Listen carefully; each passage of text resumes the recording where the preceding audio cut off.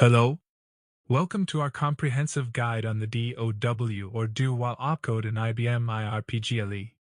In this video, we'll delve into the details of using DOW or DOW to get the output in iterative manner, focusing on practical examples.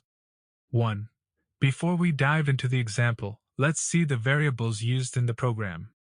Count, 2 digits, numeric, initial value is 0.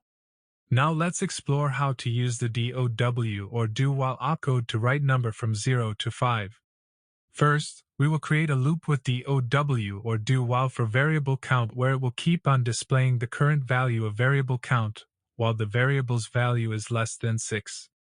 And in the loop, program will keep on increasing the variable count's value by 1.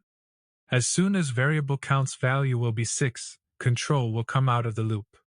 In conclusion, the DOW or DOW opcode in IBM RPGLE is essential for writing records or data in iterative way, such as 0 to 5 in our example.